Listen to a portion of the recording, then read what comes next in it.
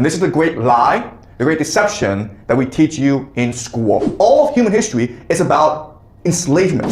Why do we see the world the way it is? There's a spark inside of you that comes from God. This spark is what allows you to love and to imagine. Love is the unifying force of the universe, the God force.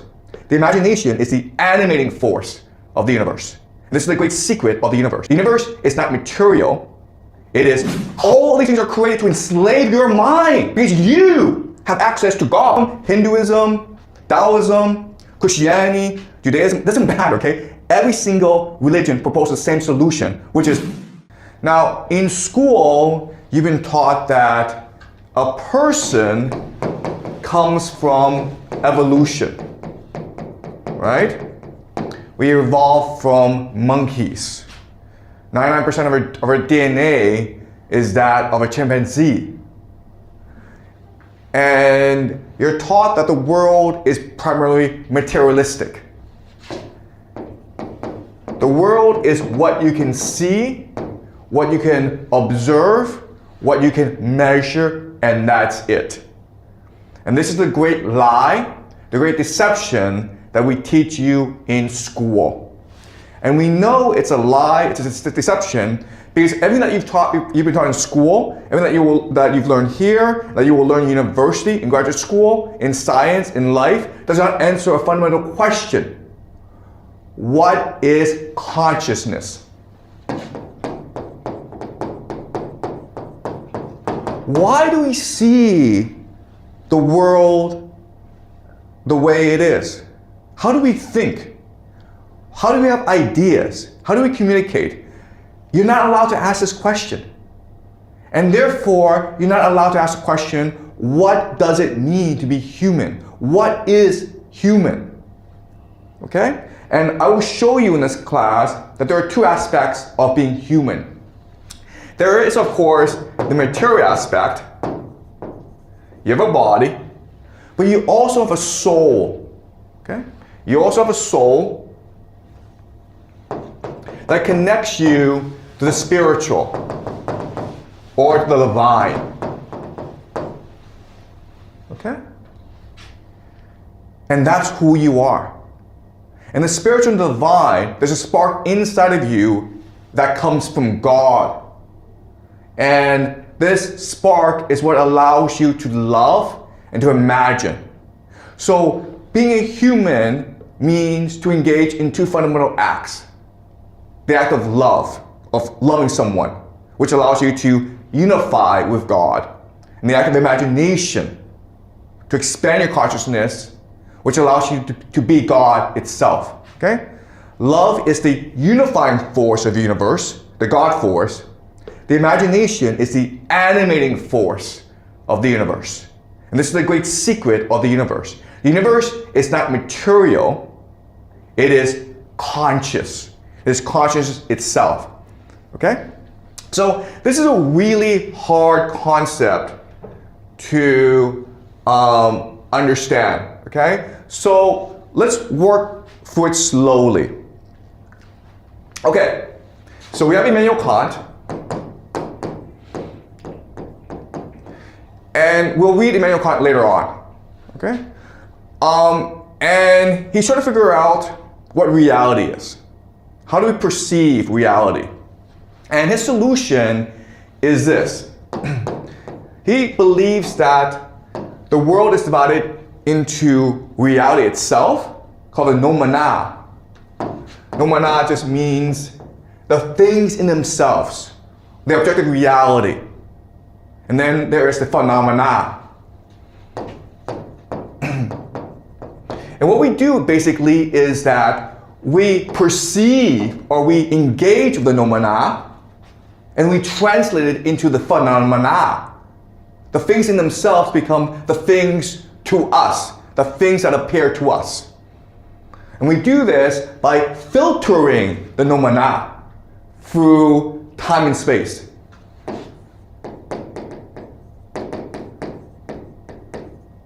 Okay? So our brains are constructed in a way that allows us to perceive the spiritual and turn it into material.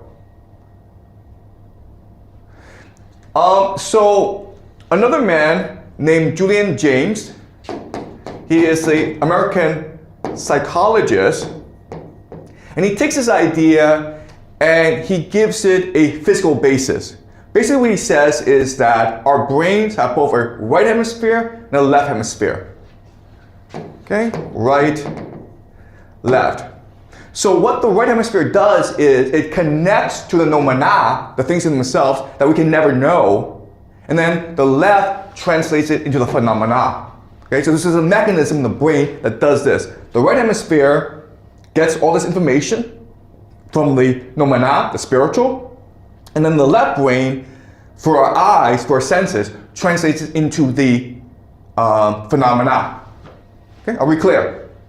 All right, so another question then is, oops. Okay, so another question then is, what is the noumena? Okay, and this is a question that mystics, monks have been struggling with for all of human history. Okay, and so we can never describe the noumena because it is beyond space and time. It's beyond our capacity to describe it. So I can only explain to you metaphorically, okay? What the noumena really is consciousness.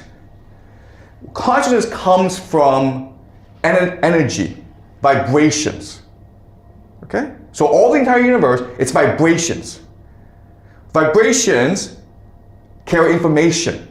Information becomes consciousness. All right, so let's metaphorically, what we say is there's a source called a monad, okay? The one, okay? The center of the universe, God. And how the monad works is through breathing, emanation. And this creates vibrations throughout the universe, okay? So the monad breathes in and breathes out. And this is the basis of the universe, these vibrational fields, okay? But through this process, this also creates other entities as well. Okay, and we call these the dyads. And so these are all the basic structure of the universe. And then the dyads create other forces as well, okay?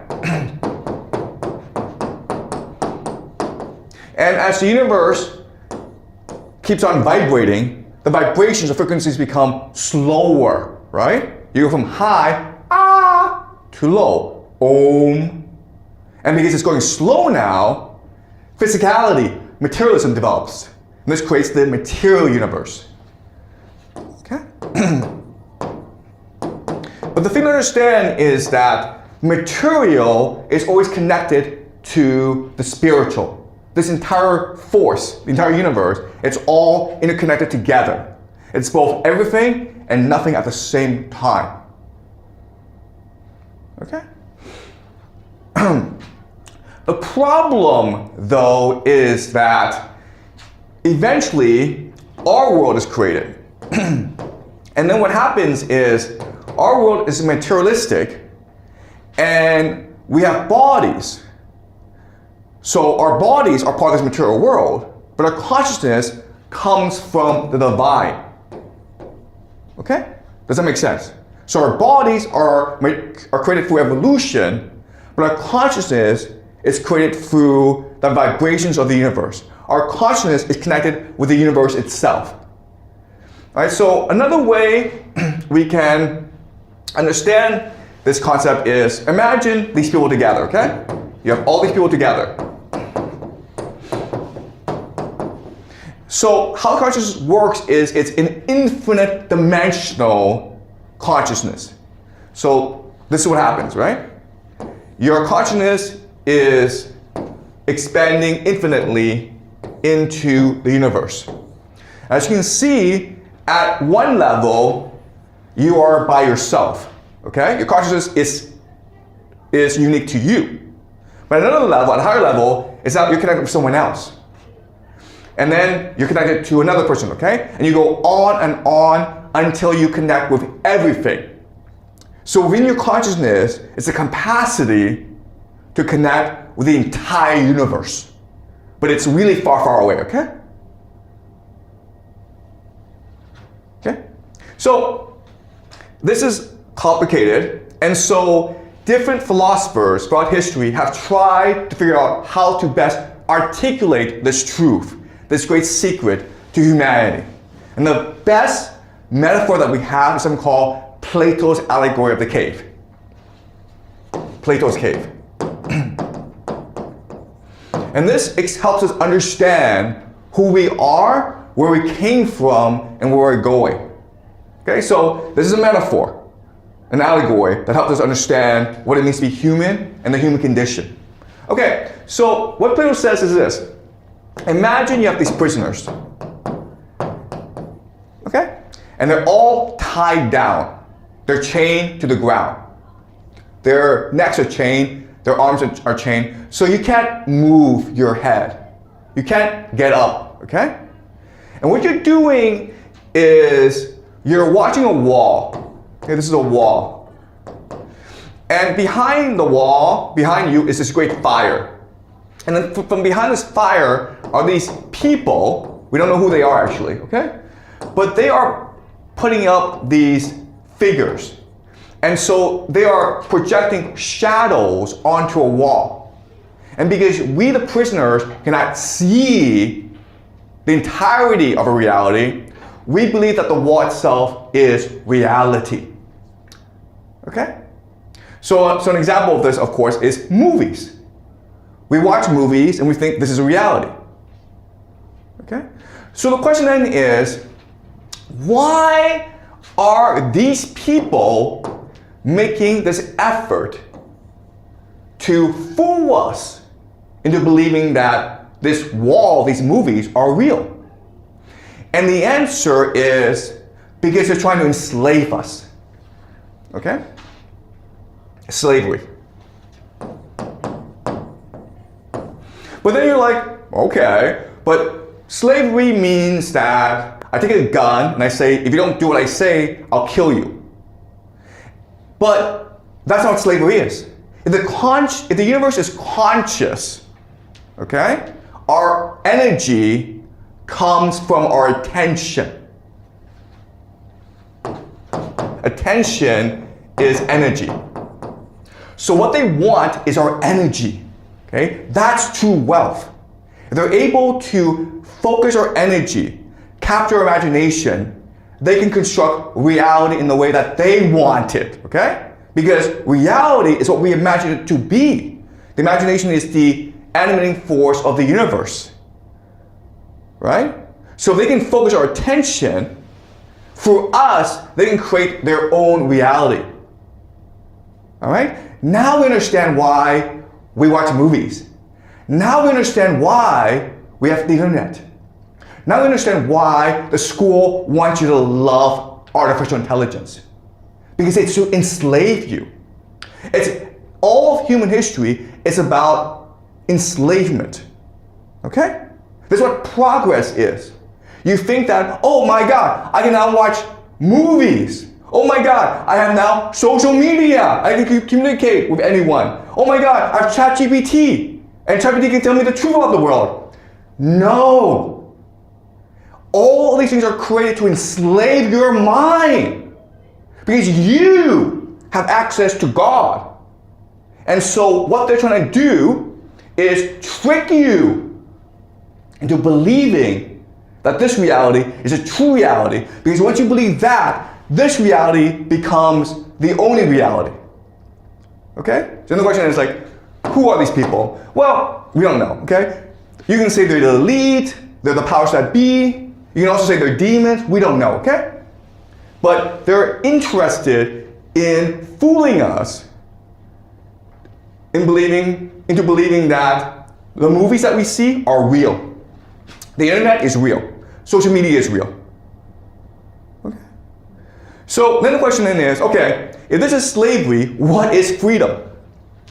All right, what freedom is to escape this system and to be able to think for yourself, to see for yourself, to be yourself.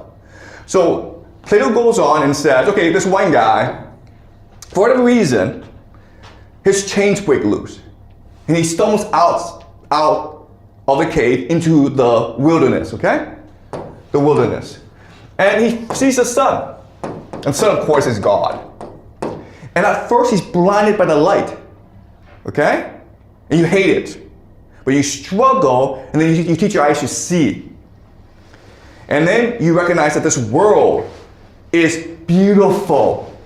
It is infinite. It's diverse. It's alive. This world that you thought was real is just a corpse. It's a dead zombie world. Okay? This is what life is. Okay? And that's what freedom is. Freedom means that you are now finally able to awake from this terrible nightmare, see everything that is around us, movies, the AI, school, as prison, as hell. And then you're able to look inside yourself and then connect back to God.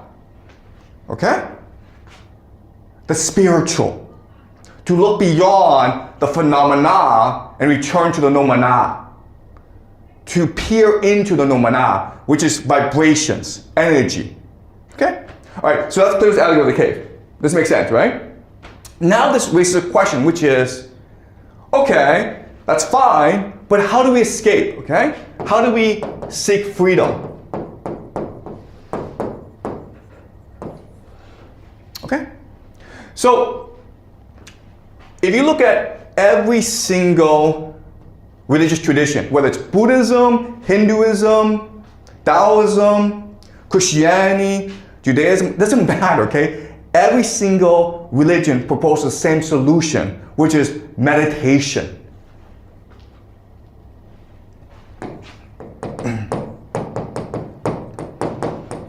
Okay, what is meditation?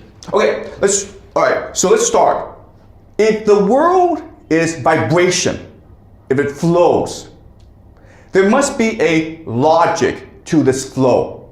There must be a certain structure to this movement. Okay? And the Egyptians proposed that what governs this flow is the idea of sacred geometry. Okay, sacred geometry. Okay? This is what the Egyptians spent thousands of years figuring out, that the vibrational energy flows in certain geometric patterns. Okay? And these geometric patterns are the basis for the universe itself. So now, if we understand this, sacred geometry, what we can do now is construct our consciousness in a way that allows us to match the vibrational flow of the universe. Okay? To harmonize with the universe. Right?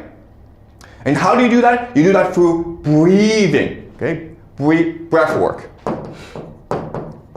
Because by breathing, you can structure your consciousness in a way that becomes part of the universe itself. All right? And this will take decades, but you can do this. And then when you're able to harmonize with the vibrational flow of the universe, then reality itself reveals itself to you. Okay? You're able to see this world as false. You're able now to connect to the true spiritual universe. Okay? So this is true consciousness. And this is what all monks in the world are trying to do. Okay? You're trying to leave your body and embrace the spiritual. Because when you do that, it allows you to connect with the divine and discover the secrets of the universe. You're able to see both the phenomena as well as the nomina.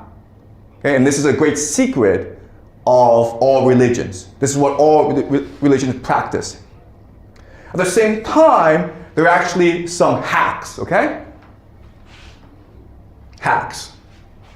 So meditation is what you're supposed to do, but a lot of people are like, you know what? This is a long time, like decades and decades of isolation, of just meditation. of trying to figure out how to connect the universe. Okay, that's decades and decades, possibly 100 years. There must be an easier way, and there are. Okay, they're not great, but there are, and we figured it out. Okay, so the first hack that you can use is psychedelics.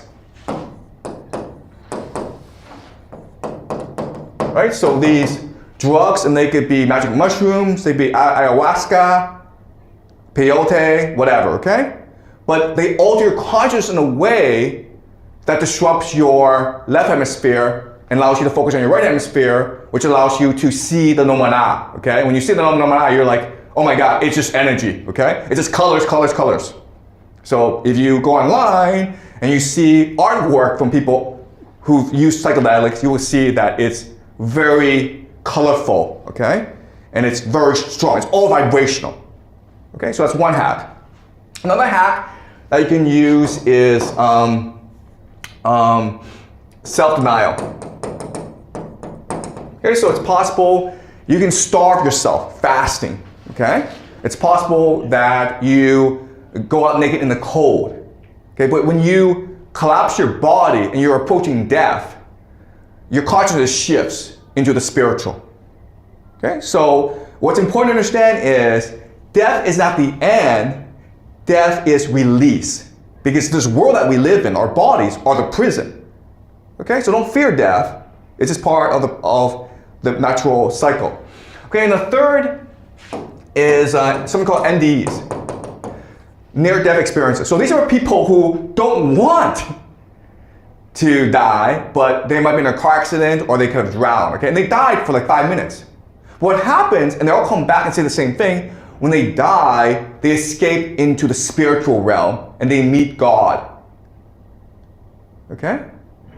And these are people who don't know each other, but they say the same thing about the near-death experience, which is the world that they go into. It is Plato's world. It's like escaping the cave and going to the world of the light.